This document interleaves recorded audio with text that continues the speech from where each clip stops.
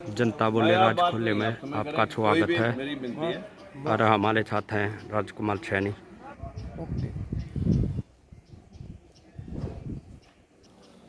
साथियों, लोकतंत्र सुरक्षा पार्टी के मुखिया राजकुमार सैनी, पूर्व सांसद कुरुक्षेत्र का आप सबको प्रणाम।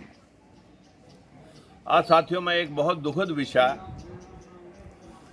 आपके सामने पेश करने जा रहा हूं। भले कुछ लोगों को जो सच्ची बात है, लेकिन वो सच्चाई बेशक कड़वी हो, उस कड़वाहट को लोगों के अंदर दर्द जरूर लगता है। साथियों, मैं आज उन लोगों के बारे में खुलासा करना चाहता हूं जो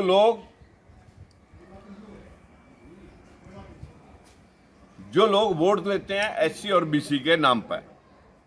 पार्टियां उनको टिकट देती हैं एससी और बीसी के नाम के वजह से कि एससी और बीसी के फलां हलके के अंदर इतनी वोट है। कांग्रेस पार्टी है, बीजेपी पार्टी है, नेल्लो पार्टी है, कोई सी भी पार्टी है हरियाणा के अंदर या देश के अंदर, उनको टिकट मिलते हैं तो इस जाति की जनसंख्या के वोट को ध्यान में रखते हुए वोट बटोरने के लिए।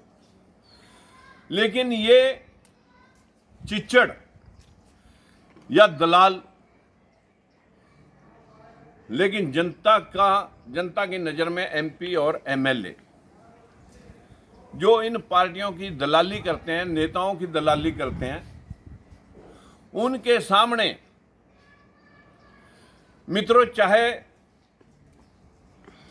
हमारे आरक्षण के ऊपर सुप्रीम कोर्ट कोई वक्तव्य दे, कोई फैसला दे, वो सरकार के ऊपर कोई दबाव नहीं बनाते। 52% बैकवर्ड समाज की हिस्सेदारी सिर्फ 12% रह जाए, लेकिन वो कोई शब्द नहीं बोलेंगे। इसी प्रकार से हाई कोर्ट एक पेश करता है हमारे देश के अंदर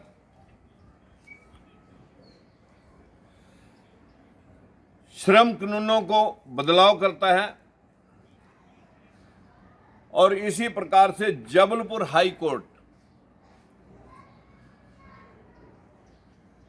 बैकवर्ड ओबीसी समाज की रिजर्वेशन को लेकर के सिविल सर्विसेज के अंदर रिजर्वेशन नहीं दी जाएगी।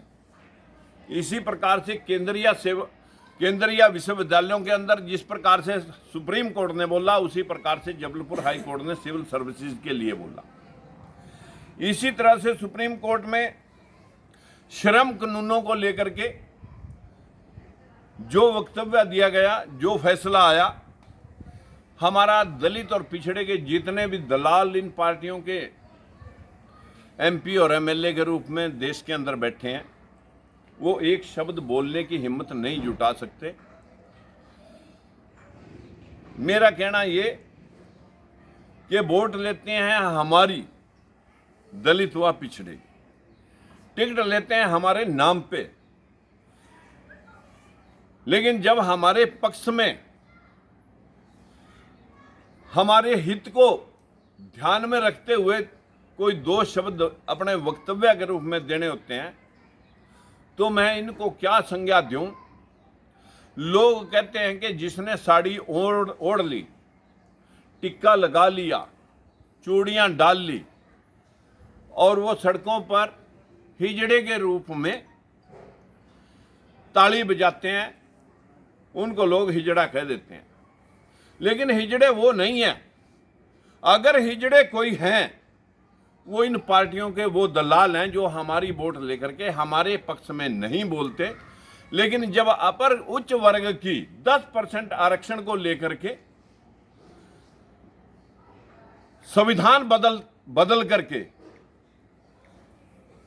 एक अध्यादेश पारित हो जाता है और 10% आरक्षण 50% सुप्रीम कोर्ट के आदेश की वायलेशन करके, उसको तोड़ करके 10% अलग से आरक्षण दे दिया जाता है, संविधान को बदल दिया जाता है। और ये लोग जो असली हिजड़े हैं, ये लोग तालियां मेजें बजा करके तालियां बजाते हैं और अपने 52% लोगों की जिनकी वोट इन्होंने ले रखी है, उनका केंद्रीय विश्वविद्यालयों में सिर्फ 12% रहने पर ये एक शब्द नहीं बोलते। सुप्रीम कोर्ट उस आरक्षण को खारिज करता है, उस पर एक शब्द नहीं बोलते।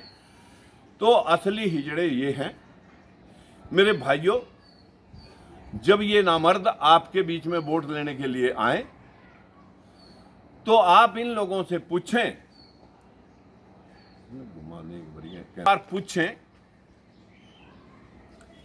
तुम वोट हमारी लेकर के गए, टिकट हमारे नाम से लेके आए, तुम लोगों ने आज तक एक भी शब्द किन आए। इसलिए मेरा आप सभी दलितों, पिछड़ों या यूं कहो कि दूसरे महीने में शुद्ध समाज के लोगों, अभी भी वक्त है, सुधर जाओ। मुझे पूरा एहसास है कि अगर तुम मायूस होकर के हजारों साल की गुलामी इस तरह बरतते जाओगे जिस प्रकार से एक महावत बिना सोंगल डाले, बिना बेड़ी डाले हाथी के पांव के आगे एक छटी रख देता है और हाथी पूरा शरीर हिलता है लेकिन उस पांव को नहीं हिलाता। और ठीक इसी प्रकार से प्रजापति समाज के लोग भी एक घोड़े को लगाम लगा देते हैं, बाकियों के पैरों के हाथ लगा करके उसे एहसास दिला देते हैं कि तुम बंधुआ हो, बंध चुके हो। इस प्रकार के बंधन से मुक्त होकर के अपने आने वाली पीढ़ियों के लिए जागें, अपने आने वाले भविष्य, अपने आने वाली संतानों को गुलाम बनाने से। नहीं तो कल को तुम्हारे साथ कितना भी अन्याय हो, कोई तुम्हारी FIR तक दर्ज नहीं करेगा। इंसाफ और नौकरी देना तो तुम्हें दूर की बात, साथियों आपको आपके जीने का एहसास भी ऐसा दिला दिया जाएगा। सेवा करोगे तो रोटी मिलेगी, अन्यथा आपको रोटी से भी लोग मोहताज कर देंगे। बस मैं आप सभी से इतनी ही बात कहना चाहता हूं कि जिन लोगों को बड़ी पार्टियों के टिकट समझ करके आप वोट देते आ रहे हैं, ये लोग आपको बेचते रहेंगे। हर पार्टी में कुछ परिवार तैयार हो चुके हैं, वो 1 बाय 1 करके एक बार कांग्रेस की बारी, दूसरी बार बीजेपी की बारी, तीसरी बार चौटाला की बारी, इस प्रकार से बारी लगती रहेगी। लोग, ये कुछ परिवार जो इन पार्टियों के दलाल बन चुके हैं, ये आपको बेचते रहेंगे, अपनी रोटियां सेकते रहेंगे। बता दें कि फिर हम 52% OBC के लोग 12% की हिस्सेदारी में ही क्यों सीमित हो गए हैं और दलित समाज की हिस्सेदारी सिर्फ 23 की जगह 13% क्यों रहेगी। 12 बैकवर्ड की और 13 शेड्यूल करी 25% और 25% लोगों के पास हिस्सेदारी 75%। जब तक देश के अंदर ये अन्याय रहेगा, ये देश विकसित नहीं हो सकता। अगर अपने देश से प्यार करते हो तो देश का विकास तब होगा जब सबके हाथ में काम होगा, सबको न्याय मिलेगा, इंसाफ मिलेगा, काम मिलेगा, तब ये देश का निर्माण होगा।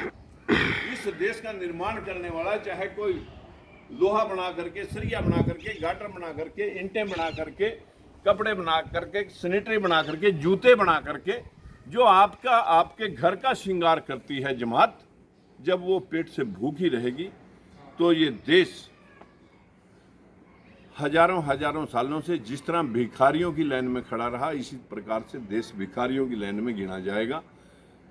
हमारे पास अपार संपदा, लोहा, कोयला, सोना, चांदी, सिल्वर, हमारे पास एल्युमिनियम, बहता हुआ नदियों का पानी, हमारे पास बेशुमार संपदा है, बेशुमार हाथ हैं। हम इनको काम के साथ जोड़ेंगे। बस भाषण से नहीं, सबका साथ, सबका विकास, कोरा बकवास। अब इस बकवास को सुनने के लिए ये समाज तैयार नहीं है।